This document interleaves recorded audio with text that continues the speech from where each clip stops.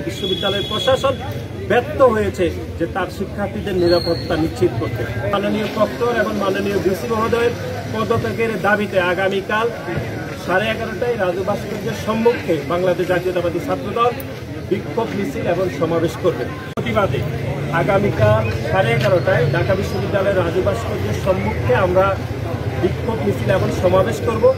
এবং এই যে ঢাকা বিশ্ববিদ্যালয়ের পবিত্র মাটিতে এই হত্যাকাণ্ড যে হয়েছে তার দায়ভার ঢাকা বিশ্ববিদ্যালয়ের আইন শৃঙ্খলা যিনি দেখেন যে মাননীয় প্রক্টর তাকে বহন করতে হবে এবং সেজন্য মাননীয় প্রক্টরের পদত্যাগ এবং বিশ্ববিদ্যালয়ের সর্বোচ্চ অভিভাবক হিসাবে ঢাকা বিশ্ববিদ্যালয়ের মাননীয় প্রক্টর কোনোভাবেই এই দায়িত্ব এড়িয়ে যেতে পারেন না। সুতরাং মাননীয় প্রক্টর এবং মাননীয় ভিসি মহোদয়ের পদত্যাগের দাবিতে আগামীকাল 11:30টায় রাজু ভাস্কর্যের সম্মুখে বাংলাদেশ জাতীয়তাবাদী ছাত্রদল বিক্ষোভ মিছিল এবং সমাবেশ করবে। আমরা আপনাদেরকে যেটি বলতে চাই সেটি হচ্ছে বাংলাদেশ জাতীয়তাবাদী ছাত্রদল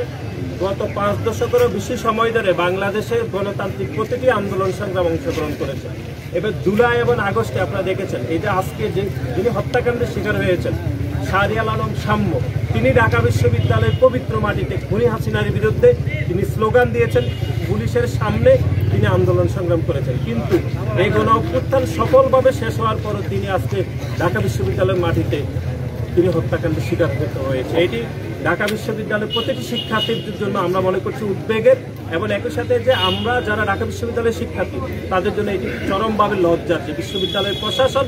ব্যর্থ হয়েছে যে তার শিক্ষার্থীদের নিরাপত্তা নিশ্চিত করতে। সুতরাং আগামীকাল যে বিক্ষোভ সমাবেশ সেই বিক্ষোভ সমাবেশে বাংলাদেশের সাধারণ শিক্ষার্থীদেরকে বিশেষ করে ঢাকা বিশ্ববিদ্যালয়ের সাধারণ শিক্ষার্থীদেরকে আমরা এই বিক্ষোভ মিছিল এবং সমাবেশে আমরা প্রতিবাদে আমন্ত্রণ জানাচ্ছি এবং ঢাকা বিশ্ববিদ্যালয়ের প্রতিটি মাটিকে যদি নিরাপদ রাখতে হয় তাহলে আমরা মনে করছি এই ভিসি এবং এই প্রক্টরের অবশ্যই দ্রুত পদত্যাগ করা উচিত বলে আমরা মনে করছি।